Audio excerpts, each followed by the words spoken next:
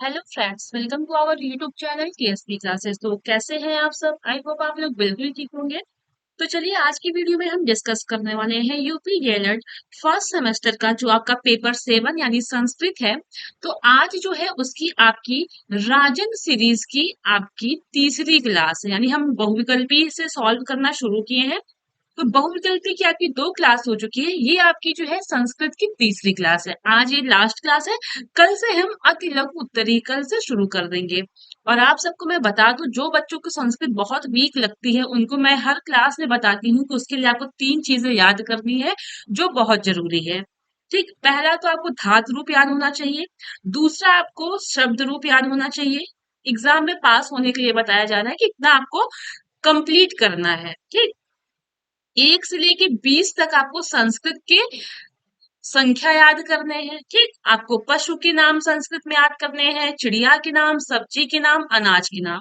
ये सब मैं आपको अतिलघु लघुत्तरी तक पूरा कवर करा दूंगी। ठीक है, लेकिन आपको ये दो मतलब आपको 3 चीजें जरूर याद रखनी है, क्योंकि क्योंकि इसको मैं आपको याद नहीं करा सकती, क्योंकि आप जब खुद 2 बार 3 बार जब आप पढ़ेंगे, याद करके लिखेंगे, तभी ये चीजें याद होगी। और ट्रिक के भरोसे नहीं रहना है, क्योंकि ये ऐसा चीज होता है ना आपका, ये शब्द रूप कि आप एग्जाम टाइम में जब जाएंगे तो सब आपको एक जैसा दिखेगा, पालका पालको पालका सब एक जैसा घूमने लगेगा। इसलिए आप याद करिए, लिखिए, तब जाके क्लियर होगा। ठीक है, तो चलिए स्टार्ट करते हैं। तो कल तक हमने 60 क्वेश्चन कवर किया था, आज हम 61 से स्टार्ट कर रहे हैं। चलिए देखते हैं क्वेश्चन को। पठ पाठ हेतु संस्कृत में निम्नांकित तत्वों पर ध्यान देना चाहिए। यानी कहने का मतलब यह है कि संस्कृत में आपके पठ पाठ में यानी कि पाठ को पढ़ने में किन किन तत्वों पर ध्यान देना चाहिए। तो देखते हैं। उचित आरोह एवं अवरोह का, उचित स्वर एवं स्पष्टता का, शुद्ध उच्चारण का। तो जाहिर सी बात है तीनों आंसर सही होगा। कैसे सही होगा? उचित आरोह एवं अवरोह यानी जैसा आपका वाक्य रहेगा, जहां पे हमें कॉमा दिया है तो वहां थोड़ा रुकना है। ठीक है, इस तरह से हमें पढ़ना है।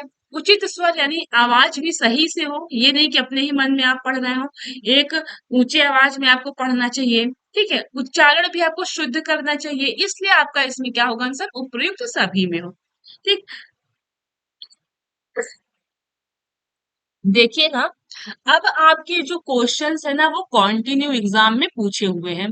तो बहुत सारे बच्चे बोल रहे थे कि नई सीरीज कराने के लिए। तो देखिए बच्चा, आप लोग को ये नई सीरीज तो कराया ही जाएगा। पुरानी सीरीज कराने का एक रीजन है, पुरानी सीरीज कराने का एक रीजन ये है कि आपको यहाँ पे 2016 के क्वेश्चन, 2017 के क्वेश्चन, 2018 के क्वेश्चन मिलेंगे। आप अगर नई सीरीज में देखेंगे तो वहां पे 16 और 17 का पेपर नहीं मिलेगा, 16 17 का क्वेश्चन नहीं मिलेगा।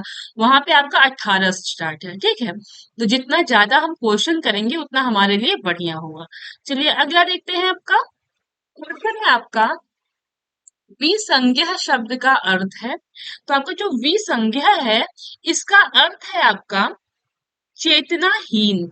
ये आपका संस्कृत शब्द है, इसका अर्थ है चेतनाहीन। यानी विसंज्ञा क्या है? चेतनाहीन। अब जैसे आपका इंग्लिश वर्ड है, मान लीजिए इंग्लिश वर्ड है मनी, तो वहां पे लिख के आया अगर इंग्लिश में मनी का अर्थ है तो वहां पे पैसा, ये तो आपको याद करना पड़ेगा ना कि मनी का अर्थ पैसा होता है हिंदी में। तो सेम यहाँ संस्कृत का है कि आपको विसंज्ञा मिस क्या होता है हिंदी, वो आपको याद करना पड़ेगा। तो विसंज्ञा क्या होता है इसका हिंदी में अर्थ? चेतनाहीन। ठीक, अगला है आपका धेनवा शब्द में लिंग वचन व विभक्ति है। फिर से आपका शब्द रूप आ गया। तो ये अगर बच्चे याद कर लेंगे तो उनको बहुत ही आसानी होगी। बार बार कहा जा रहा है क्योंकि आप देखिए 2016 में क्वेश्चन पूछा है, फिर राग्य शब्द, फिर आपको 2016 में पूछा हुआ है। ठीक, चलिए तो धेनवा शब्द में कौन सा लिंग है, कौन सा वचन है और कौन सा विभक्ति है? तो सबसे पहले तो आपका इसमें ये कौन सा है? स्त्रीलिंग है। ठीक, धेनु आपका एक वचन तृतीया विभक्ति में है। ठीक है, एक वचन तृतीया विभक्ति में है। चलिए आगे देखते हैं। राज्ञ शब्द रूप में प्रयुक्त वचन है। तो आपका जो राजा का बनता है राज्ञ, उस शब्द रूप में कौन सा वचन जो है आपका प्रयुक्त है? तो आपका जो राज्ञ है ये आपका एक वचन और बहुवचन दोनों में प्रयुक्त होता है। ठीक, एक वचन में भी और बहुवचन में भी। चलिए अगला क्वेश्चन देखते हैं। स्वास्थ्य शब्द में धातु पुरुष व वचन है। तो आपका जो स्वास्थ्य शब्द है इसमें जो है आपका कौन सा धातु है वो पूछा है, कौन सा पुरुष है और कौन सा वचन है ये पूछा है। तो स्था शब्द में आपका स्था धातु है, मध्यम पुरुष द्विवचन का है ये, ठीक है। चलिए अगला देखते हैं। अनृत्यन शब्द में पुरुष एवं वचन है, तो आपका जो अनृत्यन है इसमें आपका पुरुष पूछा है और वचन पूछा है, तो इसमें आपका प्रथम पुरुष बहुवचन है, ठीक है। चलिए अगला क्वेश्चन देखते हैं। ते स्वः आगमिष्यन्ति वाक्य का हिंदी में अर्थ क्या होगा? तो अगर जो बच्चों को याद होगा वो कर लेंगे। सह तो ते त्वम युवाम युवम अहम अवाम वयम, मैंने कल की क्लास में बताया था। तो ते का मतलब क्या होता है? ते का मतलब होता है वे सब, सह मिस वह, फिर तो मिस वे दोनों, फिर आपका सह, ये बताया था मैंने पहली क्लास में, सह तो ते। तो सह मिस वह, तो मिस वे दोनों, और ते मिस वे सब। तो ते मतलब क्या होगा? वे सब। तो वे सब कहाँ है? ये इसमें भी है, मान लेते हैं। स्वह मिस होता है कल, ठीक, तो इसमें भी कल है, इसमें भी कल है। और गमिष्यंत, गमिष्यंत क्या है आपका? फ्यूचर टेंस है, उसमें लग गया है आगमिष्यंत, मतलब आएंगे, है ना। ये आपका क्या है? भविष्य है, भविष्य, है ना, भविष्य काल है। तो आपका क्या लगेगा इसमें? ये सॉरी, इसका हिंदी क्या बनेगा आपका? आएंगे, ठीक है। अब ये कमिश्न इंग्लिश होता है जाना, आ लग गया तो क्या होगा? आएंगे। तो ते स्वः आगमिष्यन्ति, यानी वे सब कल आएंगे, ठीक। चलिए अगला क्वेश्चन देखते हैं। तस्या शब्द में लिंग वचन व विभक्ति है, तो आपका जो तस्या शब्द है ये आपका स्त्रीलिंग का शब्द है, ठीक है। पंचमी विभक्ति है और ये बहुवचन है। चलिए अगला क्वेश्चन देखते हैं। भाववाचक संज्ञा का उदाहरण नहीं है, तो आप जब क्वेश्चन का ऑब्जेक्टिव या इसका विकल्प देखेंगे तो आपको आंसर खुद ब खुद आ जाएगा। आपका मधुरता, सुंदरता और निर्धनता तो समझ में ही आ रहा है कि आपका भाववाचक संज्ञा है। क्वेश्चन ने पूछा है नहीं है, तो आपका भ्राता जो है ये आपकी भाववाचक संज्ञा नहीं है, ठीक। चलिए अगला है आपका लट लकार, मध्यम पुरुष बहुवचन का उदाहरण है, ठीक है। यानी लट लकार का प्रथम पुरुष, मध्यम पुरुष, ठीक, एक वचन, द्विवचन और बहुवचन। तो आपसे क्या पूछ रहा है? यहाँ पे क्या है ये पूछ रहा है। तो लट लकार मध्यम पुरुष बहुवचन का उदाहरण है, तो क्या होगा आपका? पठती, पठता, पठन की, पठा से पठता, पठत, है ना। तो किसमें है आपका पठत? ये गच्छत। यहाँ पे ये मान लीजिए गच्छत है तो हमने पठ से समझा है, तो उसी तरह से गम धातु का भी बन जाएगा, ठीक है। तो इसका सही आंसर क्या होगा? आपका ब वाला होगा, क्योंकि क्वेश्चन में लट लकार पूछा है, मध्यम पुरुष का आपका बहुवचन पूछा है, ठीक। चलिए अगला है क्वेश्चन, उपसर्ग धातु के साथ आता है, तो आप सभी को पता है उपसर्ग जो है कब आता है? पहले आता है ना, धातु के पहले आता है, ठीक है। तो आप सभी को पता है। चलिए अगला क्वेश्चन देखते हैं। श्रवणेन बिना विद्या न भवति का सरल हिंदी वाक्य है, तो इसका अर्थ होता है श्रवणेन यानी श्रम से, बिना विद्या न भवति यानी श्रम के बिना विद्या नहीं होती है, ठीक है। यानी आपका क्या है आंसर? कि श्रम के बिना, श्रमेण बिना विद्या न भवति, यानी श्रम के बिना विद्या नहीं होती। जब तक आप श्रम नहीं करेंगे, मेहनत नहीं करेंगे, आपको विद्या नहीं आएगी, ठीक। पुस्तकम पठ का हिंदी भाव है, आपका ये क्वेश्चन में दिया है पुस्तकम पठ का हिंदी में अर्थ क्या होगा? तो पुस्तकम पठ का हिंदी में अर्थ होगा पुस्तक पढ़ो, ठीक। चलिए अगला क्वेश्चन है। वह पाप से घृणा करता है, तो वह का क्या हो जाएगा? आपका सह होगा पहले। अगर आप एक दो भी आप कर लेंगे ना तो भी आपको आंसर आ जाएगा। अब देखिए वह को संस्कृत में सह बोलते हैं, तो यहाँ पे तो ये होगा नहीं, सा तो होगा नहीं, तो होगा ही नहीं, एक ही ऑप्शन है सह वाला, ये सही होगा। अब पाप से, पाप से है तो इसका क्या हो जाएगा? आपका पापेन हो जाएगा, ठीक। घृणा, तो आपका घृणाम, यहाँ पे करोति होगा ना, ये आपका करोति होगा। तो वह पाप से घृणा करता है, तो इसका सही आंसर होगा सह पापेन घृणाम करोति, ठीक। अगला क्वेश्चन है। कृष्ण विद्यालयम गमिष्यति का हिंदी अनुवाद लिखिए, तो आप सभी को पता है कि गमिष्यति है तो ये आपका क्या है? फ्यूचर टेंस में है, यानी गागेगी में बनेगा। तो गागेगी कहाँ है? इसमें है क्या नहीं है, इसमें है क्या नहीं, इसमें है क्या नहीं, तो यही हो जाएगा। इस तरह से आप ऑप्शन को छांटिए।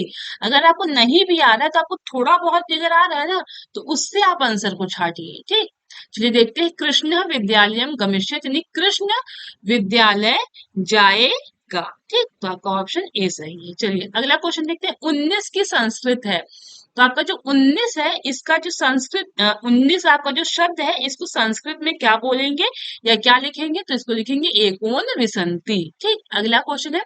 त्रयोदशम का अर्थ है, तो त्रयोदशम का अर्थ आपका 13 होता है। ठीक, अगला क्वेश्चन है। अंगुष्ठा शब्द का अर्थ है, ये आपका एग्जाम में पूछा हुआ क्वेश्चन है। तो अंगुष्ठा शब्द का अर्थ होता है हिंदी में आपका अंगूठा। क्या होता है आपका अंगूठा। ठीक है, चलिए अगला क्वेश्चन है। संस्कृत विषय वस्तु के मूल्यांकन हेतु प्रश्नों की अधिकतम उपलब्धता होती है। तो आपका जो संस्कृत है यहाँ पे बच्चों का मूल्यांकन करने के लिए आपके वस्तुनिष्ठ प्रश्न की अधिकतम उपलब्धता होती है। ठीक है, चलिए अगला क्वेश्चन है आपका। संस्कृत शिक्षण को श्रव्य दृश्य सामग्री यानी शिक्षण सहायक सामग्री द्वारा रुचिकर बनाया जाता है। यह सिद्धांत है आपके रोचकता का। ठीक है, आप सभी सब बाल विकास में पढ़े होंगे। चलिए अगला क्वेश्चन है। एकादश शब्द का हिंदी अर्थ है, तो एकादश शब्द का हिंदी आपका 11 है। अब देखिए कॉन्टिन्यू आपका एग्जाम में पूछा हुआ क्वेश्चन है, यहां से समझ में आएगा। चलिए देखते हैं अगला क्वेश्चन है। पिपीलिका शब्द का अर्थ, अब देखिए आपको यहाँ पे पक्षी का नाम, कीड़ों का नाम याद होना चाहिए तभी आप कर पाएंगे। तो पिपीलिका का अर्थ होता है आपका चींटी बोलते हैं। क्या बोलते हैं? चींटी। आपको चिड़िया को खगा बोलते हैं, कोयल को क्या बोलते हैं? कमेंट करके बताइएगा कोयल को क्या बोलते हैं। ठीक, चलिए अगला क्वेश्चन देखिएगा, ये भी आपका एग्जाम में पूछा हुआ है, संख्या से ही है। एकोन विसंति पद संख्या का बोधक है। तो आपका जो एकोन विसंति है इसका पूछ रहा है कि इसको हिंदी में आपका क्या होगा। तो आपका जो एकोन विसंति है इसको 19 हम लिखते हैं। ठीक है, विसंति यानी 20, एकोन एकम जो 20 है तो आपका 19। ठीक, अगला है क्वेश्चन। असमान शब्द में विभक्ति और वचन है, तो आपका जो असमान शब्द है इसमें आपकी द्वितीय विभक्ति और ये बहुवचन है। ठीक, अगला क्वेश्चन है। पा धातु का लंग लगार मध्यम पुरुष द्विवचन में रूप होता है। तो आपसे क्वेश्चन में पूछ रहा है कि लंग लकार में, तो आप सभी को पता होगा लंग लकार में अ लग जाता है ना। तो किसका पूछा है? मध्यम पुरुष का पूछा है, यानी प्रथम पुरुष मध्यम पुरुष। कौन सा वचन है? द्विवचन, यानी आपका एक वचन द्विवचन, ये वाला पूछा है ना।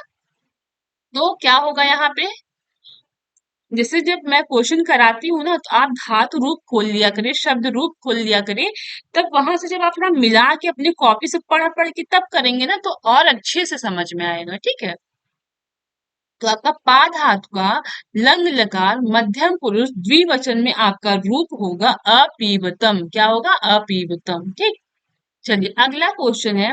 उत्तम पुरुष से संबंधित सर्वनाम शब्द है, यानी उत्तम पुरुष से कौन सा सर्वनाम संबंधित होता है, ये क्वेश्चन पूछ रहा है। तो प्रथम पुरुष, मध्यम पुरुष, उत्तम पुरुष। ठीक, प्रथम पुरुष में क्या आता है? वह वे। ठीक, आपका प्रथम पुरुष में वह वे आता है। मध्यम पुरुष में क्या होता है? तो आपका तुम्हारा होता है। और जो आपका मैं है ना, ये आपका उत्तम पुरुष में आता है। जैसे आपका होता है साइंस में first person, second person, third person, same वही आपका साइंस बोल रहे हैं, सॉरी, इंग्लिश में, तो वही सेम यहाँ पे भी संस्कृत में है। तो उत्तम पुरुष का जो सर्वनाम है वो मैं होगा। क्या होगा? मैं। ठीक, अगला क्वेश्चन है आपका। पावक का संधि विच्छेद होगा, तो आपका पावक शब्द का संधि विच्छेद पौधन अक होगा। देखिएगा इसका आंसर आपका जो है उसमें गलत दिया हुआ है। ठीक, सीरीज में आपका ये आंसर गलत दिया हुआ है, उसको करेक्ट कर लीजिएगा। चलिए अगला क्वेश्चन है। छह संयुक्त रूप है, तो छह आपका क्या है? संयुक्त व्यंजन है। इसका जो संयुक्त रूप है वो क्या है? तो इसका भी आपका जो है ये विकल्प ही गलत दिया हुआ है, ये हलंत आपका नहीं रहेगा या नहीं रहेगा। ठीक, क्योंकि इसमें भी हलंत लगा दिया है, इसमें भी लगा दिया है, इसलिए तो ये आपका ये सही आंसर हो जाएगा। देखिए कॉन्टिन्यू एग्जाम में पूछा हुआ है। ठीक, चलिए अगला क्वेश्चन देखते हैं। द्वादश शब्द बोधक है, ये संख्यावाचक ही है। तो द्वादश जो होता है वो आपको 12 को बोलते हैं द्वादश। ठीक, अगला क्वेश्चन है। समझ शब्द में समास है तो आपके समझ शब्द में आपका जो है अव्ययी भाव समास होता है। ठीक है, चलिए अगला क्वेश्चन देखते हैं। ऊपर जाता है के लिए संस्कृत में क्रिया प्रयुक्त होगी। तो ऊपर जाने के लिए जो शब्द है वो है आपका उदगच्छत। क्या है आपका? उदगच्छत। जाना का होता है गच्छति, आना का होता है अगच्छित, ऊपर जाता है का होगा उदगच्छत। क्या होता है? उदगच्छत। ठीक।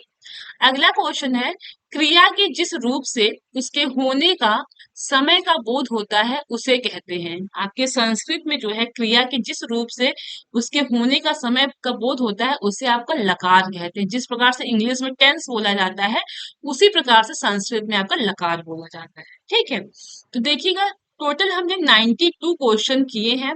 अगर आप ये 92 क्वेश्चन तैयार कर लेते हैं तो आप 5 क्वेश्चन तो आराम से इसमें से आप कर ही लेंगे। ठीक है, तो इसके लिए आप अच्छे से पढ़ाई करिए, तैयारी करिए। 3 चीजों का ध्यान रखना है। पहला तो 1 से लेके 20 तक आपको संस्कृत की संख्या याद होनी चाहिए, शब्द रूप याद होना चाहिए। ठीक है, धातु रूप याद होना चाहिए। ये तीनों सबसे ज्यादा मस्ट है। उसके बाद क्या करिए, एक काम और, कि आप पशु के नाम, ठीक है, चिड़िया के नाम, फल के नाम, सब्जियों के नाम के संस्कृत वर्ड याद कर लीजिए। तो यही आपको बताना था। अब हम कल की क्लास से क्या करते हैं कि अति लघु उत्तरीय प्रश्न स्टार्ट करेंगे। तो चलिए मिलते हैं कल की क्लास में। मन लगा के पढ़ाई करते रहिए। कोई परेशानी हो तो कमेंट के थ्रू आप हमसे पूछ सकते हैं, या तो फिर और कोई सब्जेक्ट अभी नहीं समझ में आ रहा है, उसको पढ़ना है पहले, तो भी आप हमें बता सकते हैं, हम आपको जरूर पढ़ाएंगे। तो चलिए फिर क्लास को यही एंड करते हैं, मिलते हैं कल की क्लास में। Thank you.